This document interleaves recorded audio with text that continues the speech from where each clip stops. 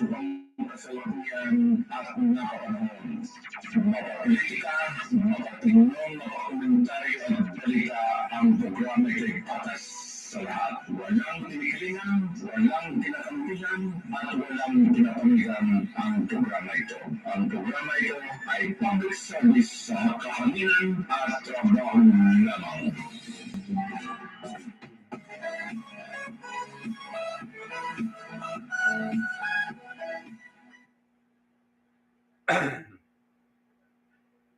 Okay, check-in time natin sa gabing ito, sa programa natin pang gabi. Okay, last 7 po mga suki, no? May sound. Okay? Okay ba kayo? Okay, dito naman tayo sa Consolidated News natin. Okay, sa gabing ito, sa ADLSNTV Corporation. Okay, sa programa po Halo-Halo Special Opinion Balita at iba pa, no? Ayan. Okay, kasama po sa Serbisyo Publiko Tinig ng Mamamayan at saka kasali po ang sumbungan ng mamamayan po mga suki, no? Okay. Magandang gabi. Good evening. Assalamualaikum warahmatullahi ta'ala wabarakatuh, no? Okay. Unahin ko ito, no? Okay, galing ako sa diyan po sa Cummins Road kanina, no? Kasama tatlo kami, kasama ko yung pinakabunso ko at saka isang apo ko mga suki, no? And then sabi ko sa aking bunso, punta tayo doon sa coffee hour, no? Diyan po sa likod ng Zamboanga International Airport. Tapos sinubukan ko yung kape nila, no? Ang sarap ng kape nila. Okay. Itong brand, ayan, coffee hour. Coffee, ano ba ito? Makato ata. Okay, sarap ng lasapin, no? Ang gandang brand nila. Okay, may-ari po ang corporation ang may-ari yan, no? Okay, ang corporation Metro Noanya. Tama ba ako? Metro Noanya Corporation po mga kababayan, no? Tapos tinanong ko yung yung mga staff doon, yung mga nag-serve ng mga kape. Sabi ko, sinong may-ari ito? Sabi niya, okay, si Mr. Jandal Hataman, no? Sabi ko, okay. Talagang maraming nagtikim po ng kape nila kasi masarap. At saka yung mga sineserve nila yung mga fresh, okay, mga pagkain, mga suki, no? Okay, sabi ko, maganda ito, Okay, sabi ko, masarap itong kape nyo, no? Ano ba itong kape Macatio? Okay. So, yun po ang in-order ko. Tapos yung bunso ko, iba naman in-order nila, tsaka yung apo ko. So, doon kami mag-relax, no? Okay, sabi ko, mga ganito, maganda ito pala na mga negosyo, no? Okay. Kung sabi kong may mga capital tayo, maganda itong mga style ng ganito, no? Yung mga coffee shop. So, habang pakape, and then sila kumain ng mga fresh food, fresh pagkain, no? So, sabi ko, ang sarap itong kape, no?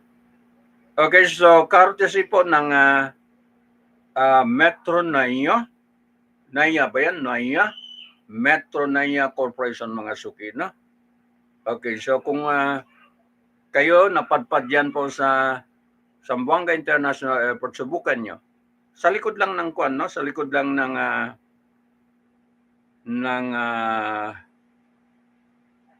yung daanan po ng mga sasakyan palabas ng NAIA, mga suki. Ng Zamboanga City Airport, no? Pag ikot mo, makita po coffee hour. So kung gusto magkape, and then makatikim ng mga brewed kape, marami po dyan po sa kape. Coffee Hour ang pangalan niya, no? So, dala po ng corporation mga suki, legit corporation, yung kapehan na yan, no? Okay. 2 beses na ako tikim ng kape nila, no? Okay. So, kasi itong mga kape, lalo na pag marami kang problema, dapat dalhin mo sa kape, no? Ayan. So, yun po kasaysayan. Okay, sa kanina po maghapon. Okay, diyan kami nagtambay po sa coffee hour, no? Sa likod lang ng yung Zamboanga International Airport. Ayan. Okay. Nakatikim po ng coffee hour kape, no? Ayan. Ang Bureau Registration Bilang Balita ay tumatalakay sa may sobrang kasalukuyan at napapanahon. Mapapolitika, mapatingin, mapakomentaryo at balita ang programa ay patas sa lahat. Walang tinikilingan, walang kinakampihan, at walang kinapamigan ang programa ito. Ang programa ito ay public service sa kahanginan at trabaho lamang.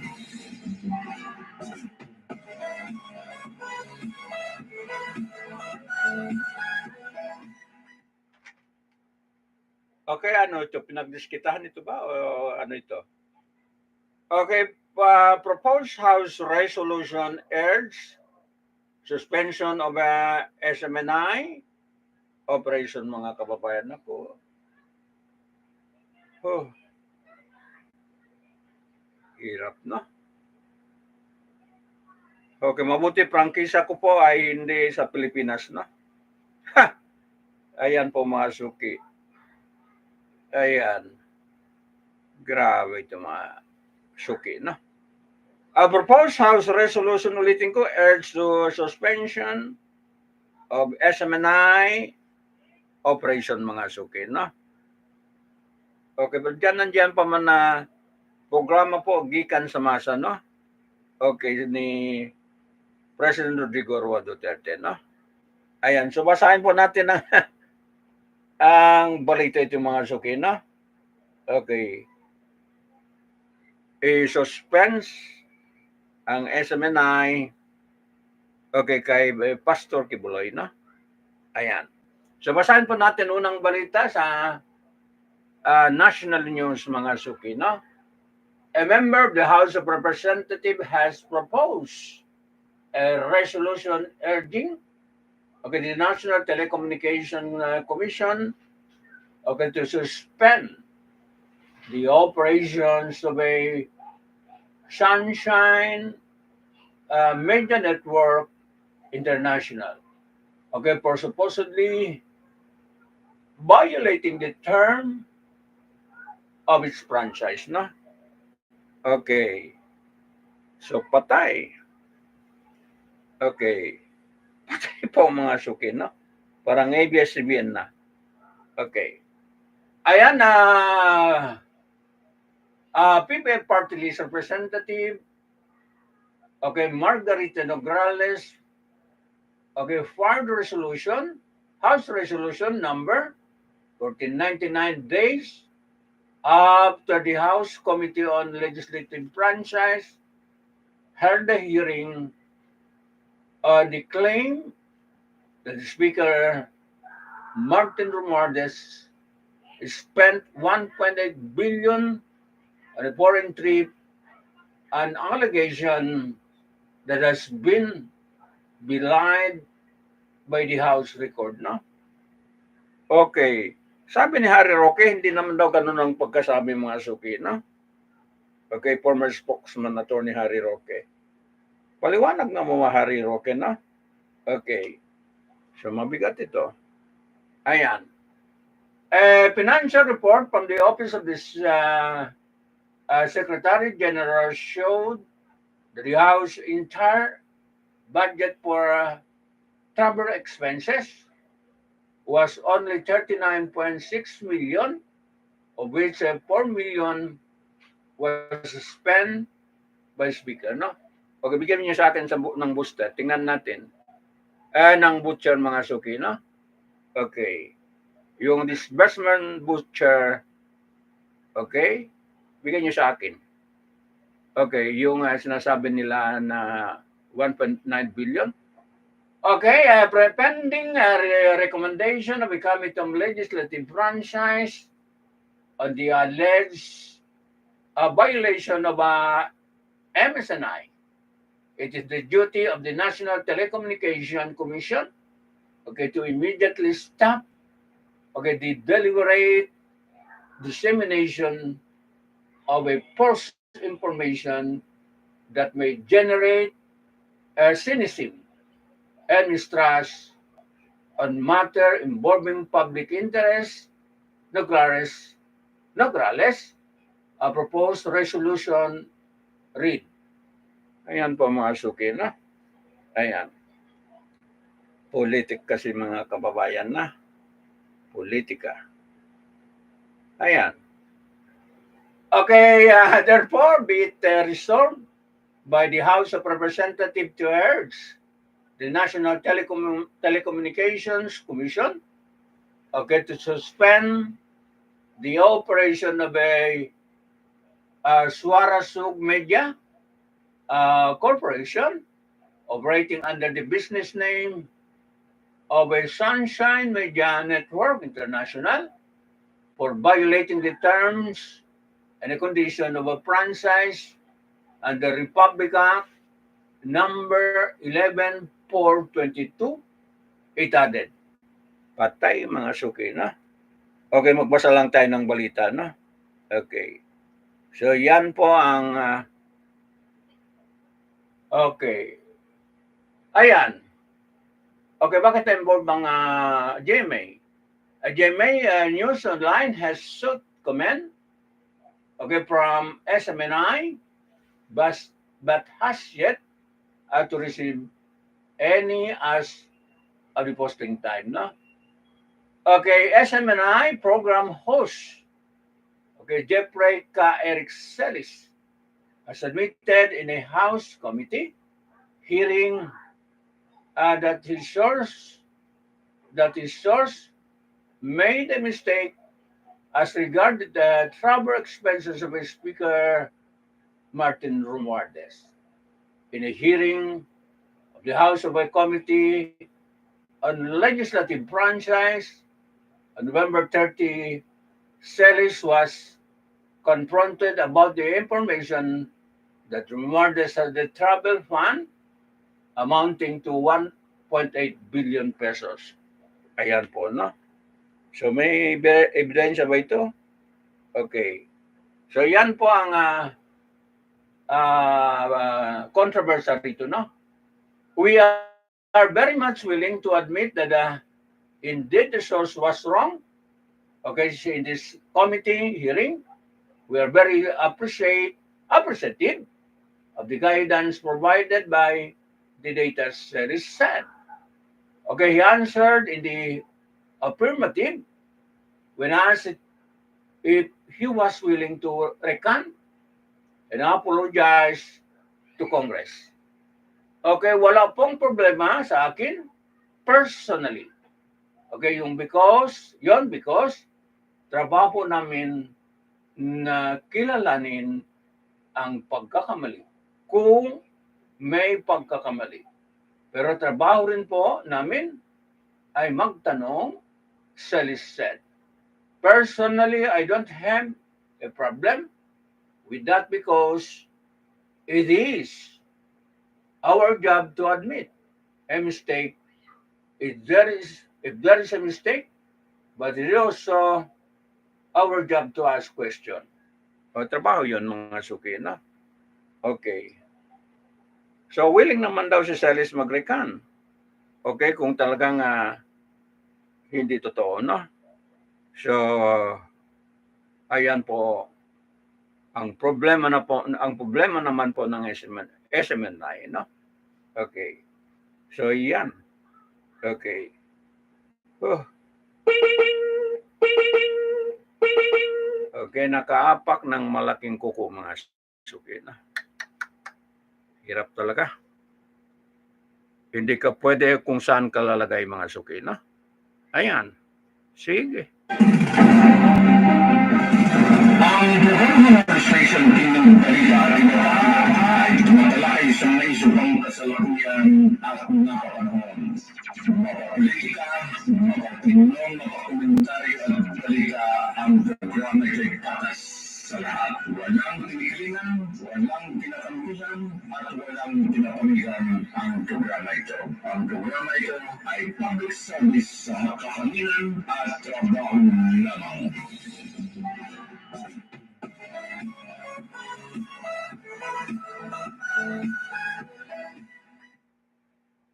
Ayan.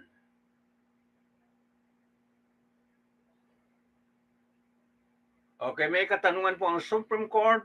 Okay, to BP Sara answer petition on the court on constitutionality of Office of the President 120 million CF. So basahin po natin ang detalye ito, no? Okay. Okay, sandali lang. Okay, dito muna, no?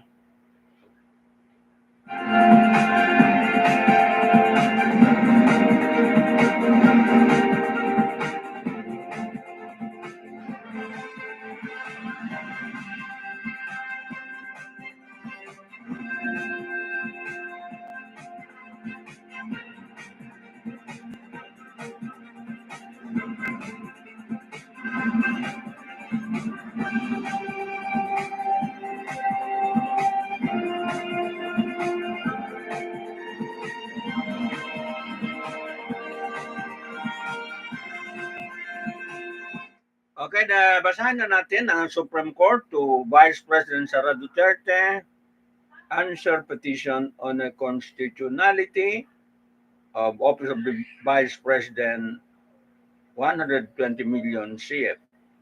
Yung controversy ba nun, mga suki, no? Okay. Okay, hindi po ay tinigilan ang issue ito, mga suki, no? Okay, Manila, Philippines, ay Supreme Court has ordered Vice President Sara Duterte, okay, to respond, okay, to the petition challenging the constitutionality of the Office of the Vice President, okay, 120 million confidential fund in 2022 in a two-page notice made public Monday or the High Tribunal also directed Executive Secretary Lucas Bersamin and the Budget Secretary Amiro Pangandaman to comment on the matter of this issue, no? On this issue. Okay, our Supreme Court has not yet acted on the petition. It is first one to get this side of the respondents, which is part of a procedure acting on the petition for certiorari.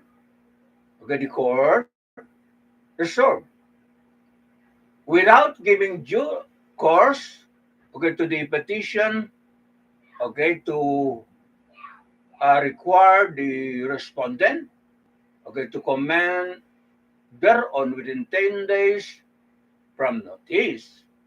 Hereof sent the Supreme Court notice petitioner led by a former Commission on Election, COMELEC Chair Christian Mansad, na 21 the Supreme Court to declare as a unconstitutional, okay, the transfer of the 125 million, okay, to the OVP in 2022, no?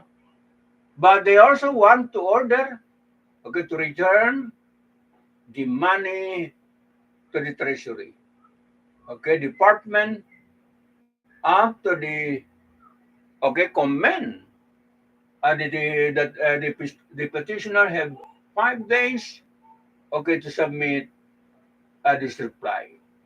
Okay, the controversy on the confidential fund started with the opposition lawmakers said Duterte spent 125 million in CIF, Confidential Intelligence Fund, in 2020.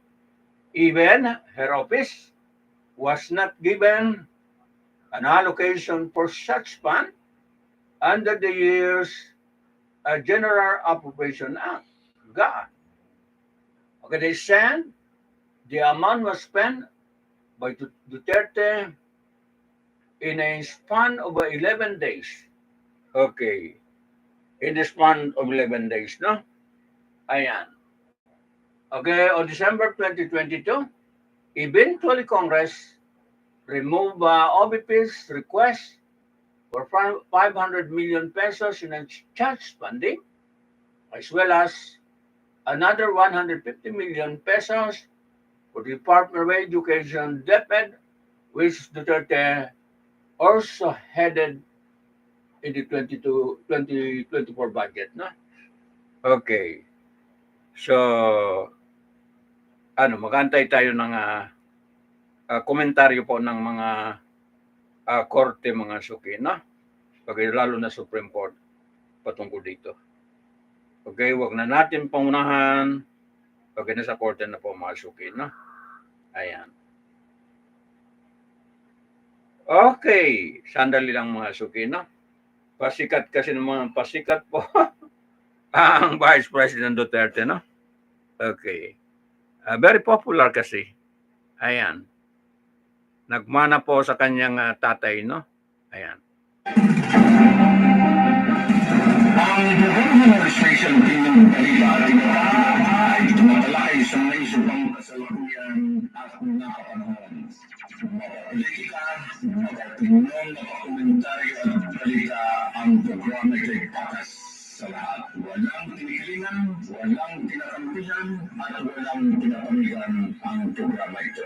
Ang programa ito ay public service sa kahanginan at trabaho lamang.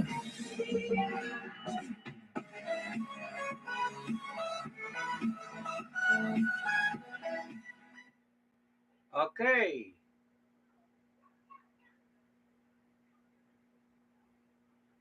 Okay. D.A. Laurel, Junior ICE, yung titingnan ba? ICE limiting sugar importation to 200,000 metric tons in 2024. Tingnan natin ito. Okay, mga suki, no? Yung magnegosyo naman, magtanim po ng asukal. Okay, yan naman ang tutukan natin, no? Okay, sandali lang. Balikan ko ang balita yan, no? Ang administration ng balita ay tumatalakay sa naisipang kasalukuyan at nakapanahon. Politika, opinion, komentaryo at balita ang programa ay patas sa lahat. Walang tinikilingan, walang tinakampihan, at walang pinapamigan ang programa ito. Ang programa ito ay public service sa kahanginan at trabaho lamang.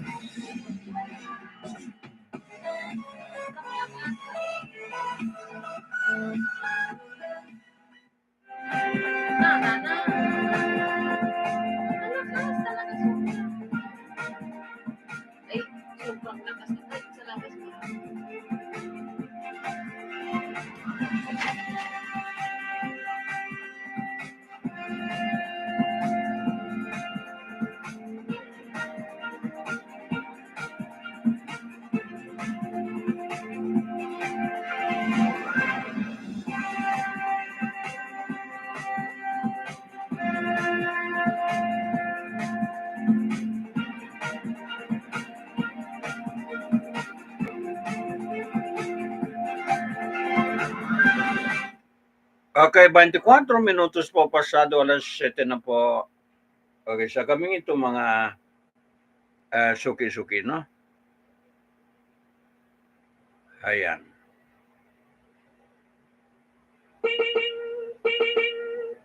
Okay, basahin na natin ang balita ito, no? Okay, Department of Agriculture, Laurelay limiting sugar importation on 200K. Okay, 200,000 metric tons in 2024. No? Okay, tingnan natin.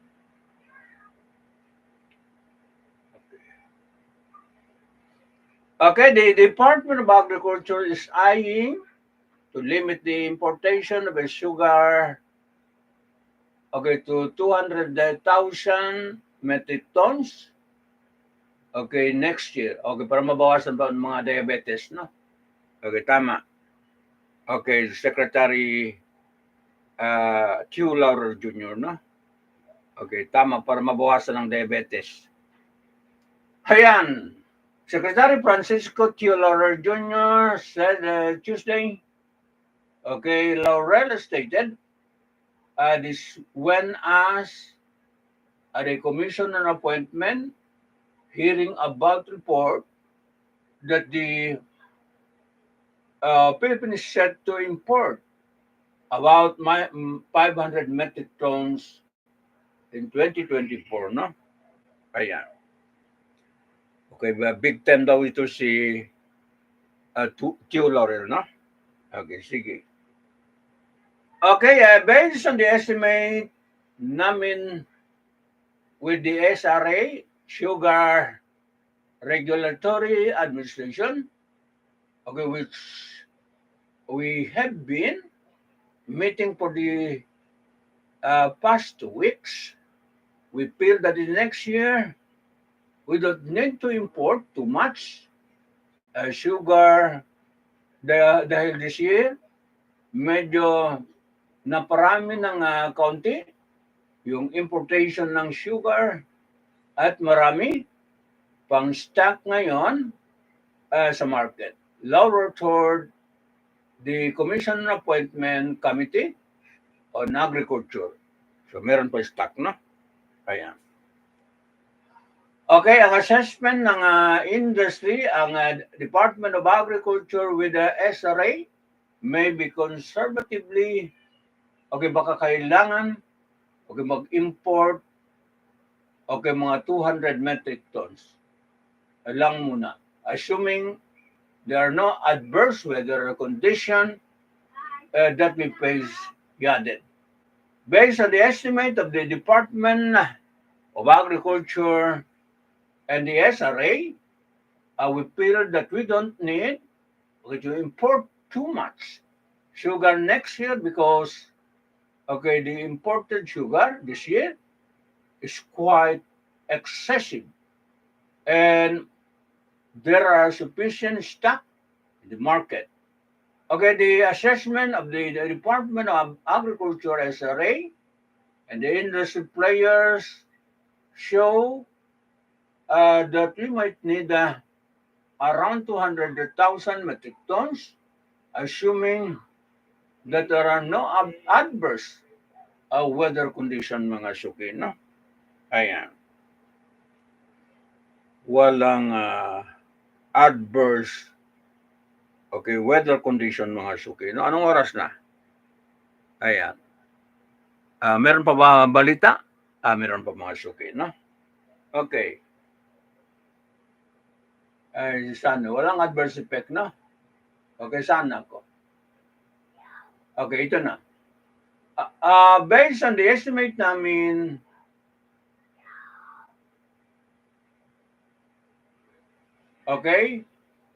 based on the estimate namin with the SRA, Sugar Regulatory Administration, which we have been meeting for the last 2 weeks. Nabasa ko na ba ito? Parang nabasa na po, Marso. Sandali lang. Dito po karugtong, no? Ayan.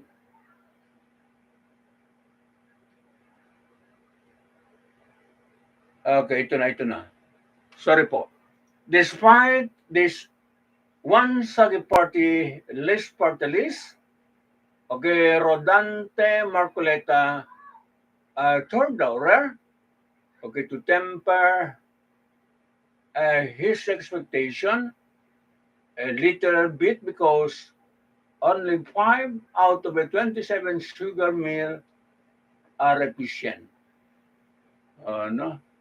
Okay, he then urged, okay, the Department of Agriculture Secretary, being the ex-official chairman of the SRA, to audit, okay, the efficiency, okay, of this sugar mill to lessen importation in the future. Ayan.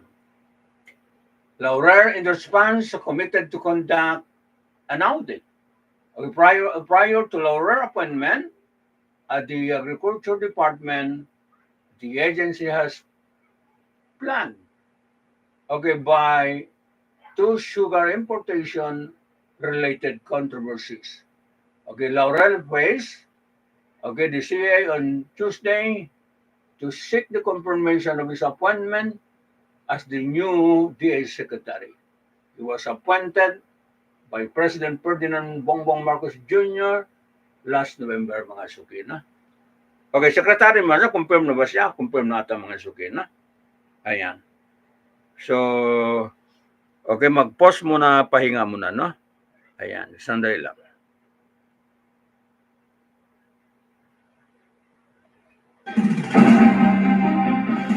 Ang Bureau Administration pinagbalita ay tumatalakay sa may subang kasalukuyan at napapanahon.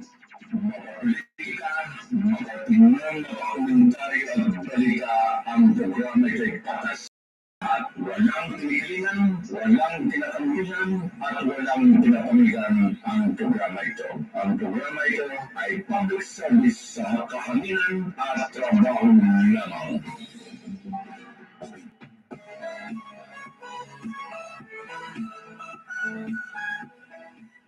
Okay, tataas naman presyo po ng langis na. Ayan, diesel, magkanong tinaas ng diesel? To 66.05 per liter. Ang gasoline from 55.60 to 75.065 per liter. Okay, ang kerosene 71.60 to 85 pesos per liter. Patay naman mga suki na. Ayan. Okay, ano nung oras natin? Okay. 30 ano na ito? 38 minutos po pasado na po. Okay, alas 7 ang programa natin sa gabi ito, no? Okay.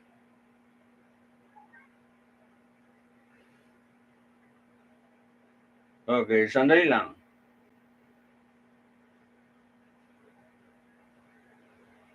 Okay.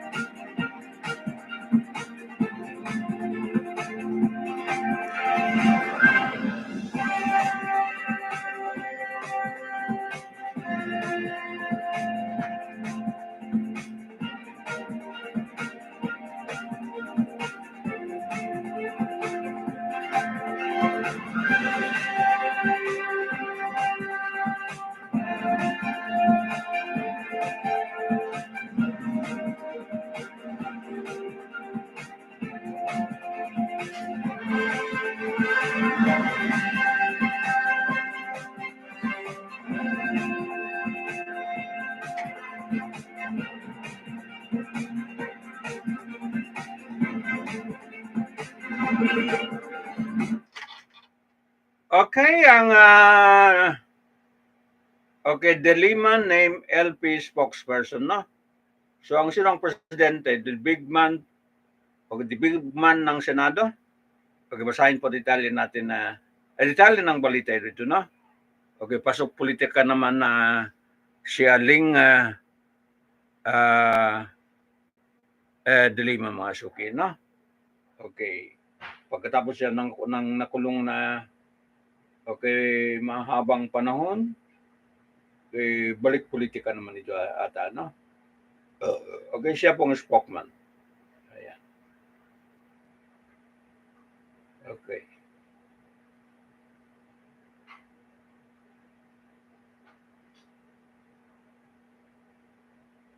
Okay, gumanda naman si Madam Leila de Lima, no? Basahin po natin, gumanda naman siya sa kasalukuyan. Okay, former Senator Leila de Lima recently released on bail in conviction with the remaining drug case has been named the new spokesperson of the Liberal Party LP president and an Albay representative si Attorney Edsel Lagman, no?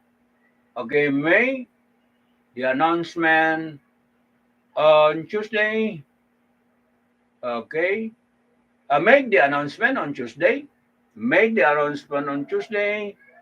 Saying De Lima new designation was agreed upon during the party's management committee meeting on December 4. Ayan, pasok politika po si Aling Leila de Lima, no?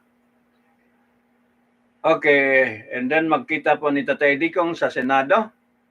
Okay, kung sakali po papasok si Tatay Dikong po sa Senado, no? Okay, so yan. De Lima has been a long-standing member of the LP, committed to resume her advice, role in advocating and enhancing the party advocacy on good governance, social justice, and liberalism, Lagman said, no? De Lima thanked her party for the full trust and confidence, mga sukid, no?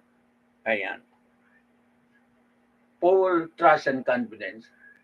I am honored and grateful to be designated as LP spokesperson together with the dedicated leadership of a Congressman, Attorney Edsel Lagman, as a president, and a former Senator Francisco Kiko Pangilinan as the chairman. And I hope convey our party message of reform and advocacy on good governance, social justice, and civil liberties, De Lima said in a separate statement. Ayan po, mga suki, no? Ayan. So, muli, salamat sa patuloy na tiwala ng LP at sa pagkakataong ito, sama-sama po nating palakasin ang ating boses at paninindigan para sa ating kolektibong adhikain para sa LP at sa minamahal nating bansa kung saan sa taong bayan nagbumula. Hindi magmumula, nagmumula ang tunay na kapangyarihan. Tuloy ang laban. Shaded. Ayan po, sabi po ni De Lima, no? Paano kaya kung makita sila ni Tatay Digong po sa Senado kung halimbawa tatakbo sila parehas, no? Ayan. So, ituloy natin ng balita, no? I thank the LP for the trust and for giving me this opportunity. Let us work together on amplifying our voices toward our collective hope for our country, for the voice of the people is the real source of power. The fight lives on. Okay, the fight lives on. Ibig sabihin, patuloy ang fight, no? Prior to her appointment as a spokesperson, De Lima served as a RP Vice President for Policy, Platform, and Advocacy. De Lima was recently freed on bail after 7 years of detention. Mahabang panahon, no? Okay, after the Muntinlupa Regional Trial Court granted her petition, okay, noting that the government prosecutor failure, okay, to establish that a conspiracy exists among the respondent in the pending drug case against her. Okay, the same court has also earlier dismissed two other drug charges against De Lima due to lack of merit. So yan po ang balita po tungkol po paghawak ng posisyon ng spokesperson po ng LP, ni Senator, ni former Senator Leila De Lima, no? Ayan. So gumanda naman ulit po si Madam, no? Ayan. Okay. So yan po si Madam De Lima po, mga kababayan, pumayat na konti ang kanyang mga mukha, no? Ayan. So yan. Okay, mga food that are extremely low in calorie, na? Ay ito. Okay, sibuyas, kamatis, cucumber. Ano ito isa? Ano itong gulay? So, sige na, hindi na lagpasan na lang natin. Anong oras na? Okay, 41. Pasado po alas 7, mga kabayan. So, pahinga muna and then balikan natin iba pang balita, na? Ayan.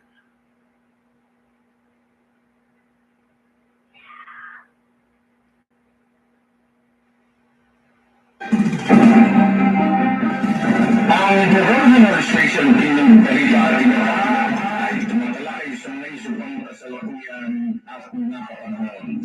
Mapapolitika, mapatingnan, mapakomentaryo at balita ang programa ito'y patas sa lahat. Walang kinikilingan, walang pinakamigan, at walang pinapamigan ang programa ito.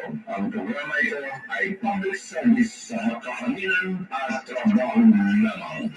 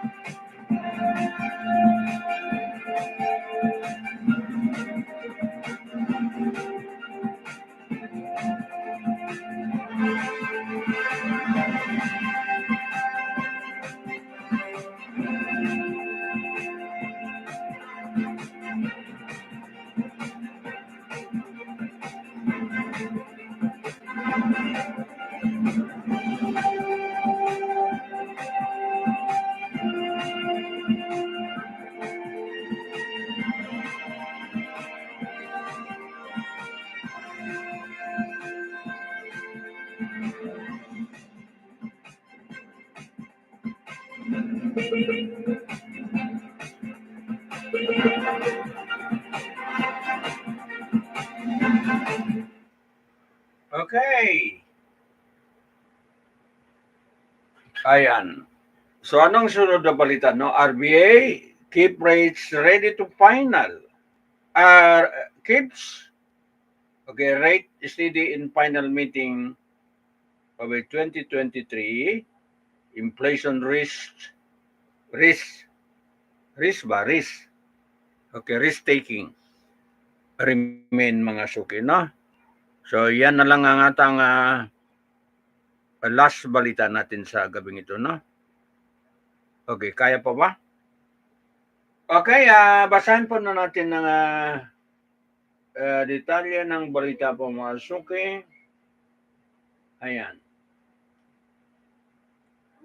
Okay.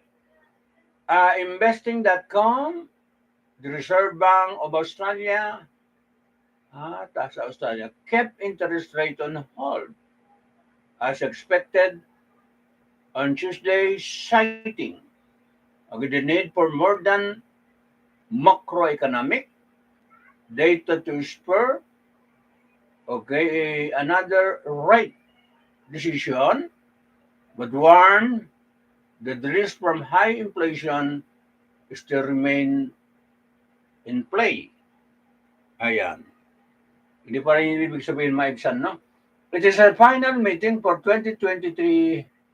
The RBA kept its official cash target rate at a 4.35%, as widely expected. The bank had a hike rates by a 25 basis point in October, citing a recent uptick in inflation or price pressure have cooled somewhat since then. Consumer price index inflation will remain well above the RBA 2% to 3% annual target range, and it's only expected to fall within the range by mid to late 2025, no? Ayan. Okay, yan po ang kwento po mga suki, no? RBA Governor Michael Bullocks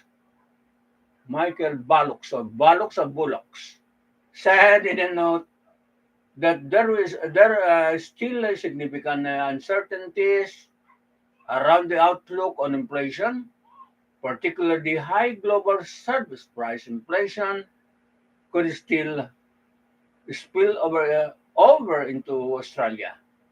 Okay, she also noted that while the economy had cooled and that the high interest rate still remain largely resilient, which presented more upside risk to inflation, mga suki, no? Okay, continue lang natin ang balita ito, no? So, manageable po ang inflation nila, no? Okay, parang sa atin din. Ayan. Okay, Bullock reiterated the RBA data-driven approach to future monetary policy decision.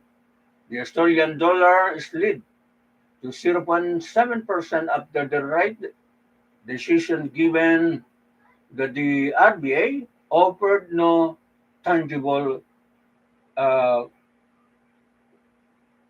Q ba? Okay, yung Q sa mga, di ba po kayo may programa ka? Q.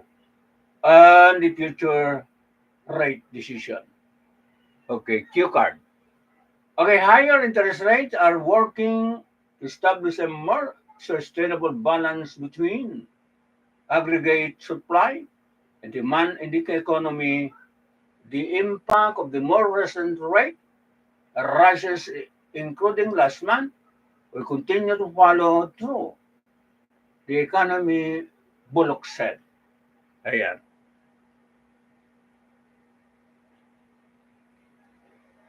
Okay, the RBA governor had reportedly warned of a potential stiffness in inflation, especially due to resilient demand for goods and services.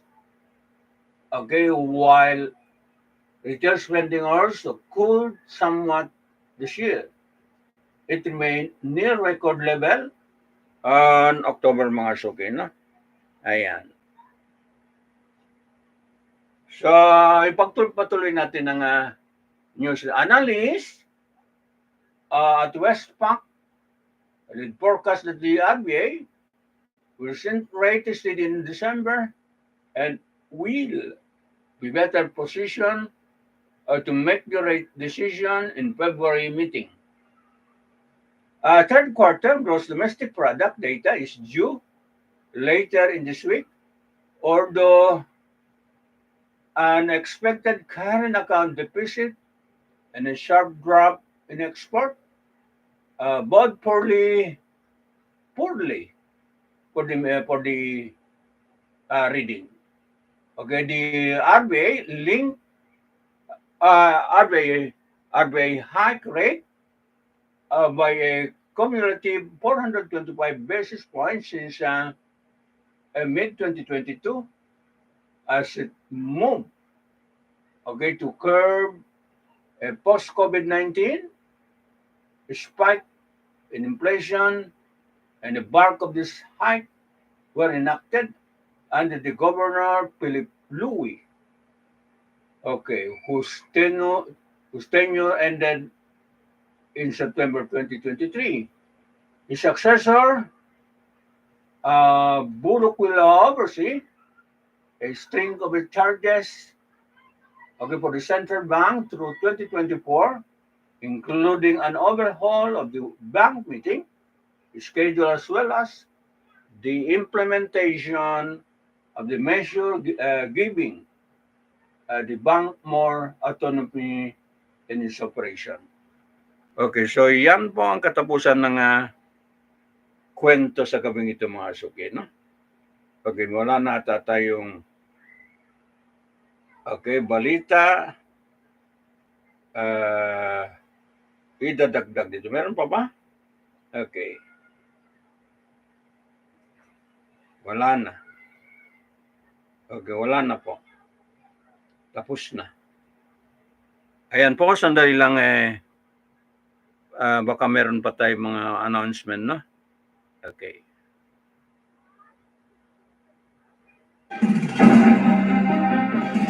Ang Government Station Bilang Balita ay tumatalakay sa naisipang kasalukuyan at napapanahon. Mapapolitika, mapapinion, mapakomentaryo at balita ang programa ay patas sa lahat. Walang pinilingan, walang pinakampihan at walang pinapamigan ang programa ito. Ang programa ito ay public service sa kakaminan at trabaho lamang.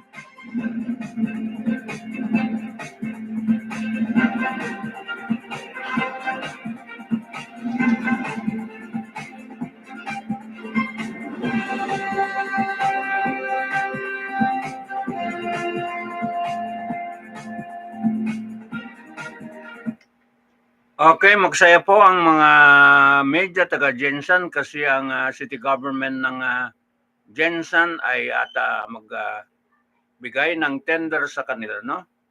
Okay, para itong party nila po masukin, no? Okay, masaya kasi ang ang media taga Jensen, no? So pag mga ganitong season.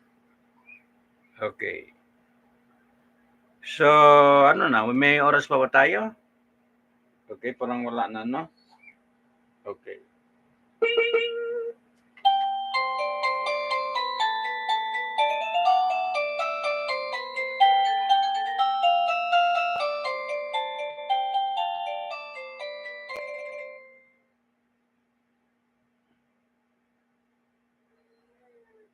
Okay, so paalam tayo kasi wala na tayong balita. Bukas naman tayo magbalita, no? Ayan.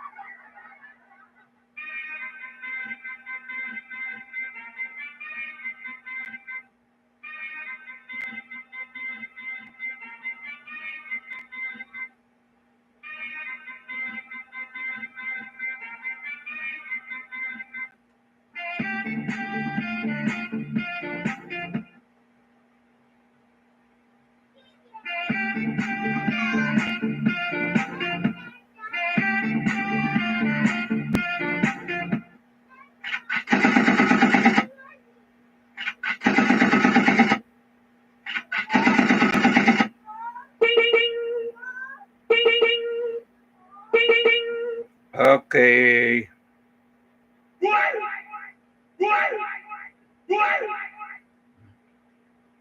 Awesome! Awesome! Awesome! Okay, so wala tayong balita po sa ibayong dagat. Bukas naman tayo maghanap, no? Ayan.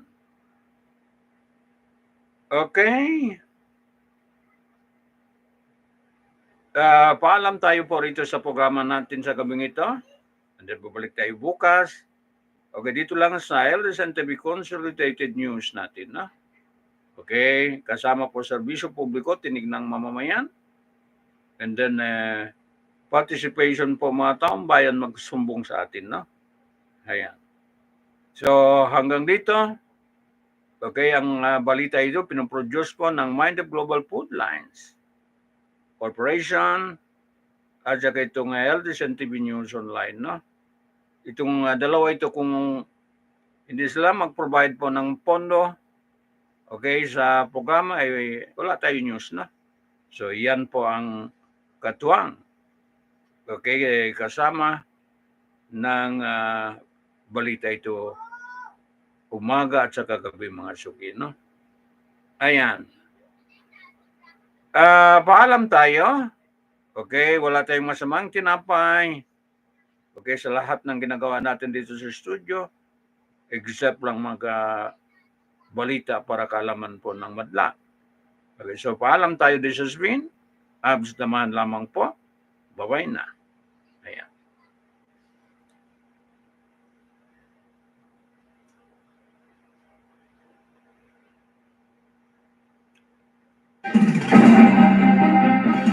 Ang buong administration ng balita at iba ay tumatalakay sa may subang kasalukuyan at napapanahon. Mapapolitika, mapapulong, mapakomentaryo at balita ang programa ito'y patas sa lahat. Walang tinikilingan, walang tinakampihan, at walang tinapamigan ang programa ito. Ang programa ito ay public service sa kakaminan at trabaho lamang.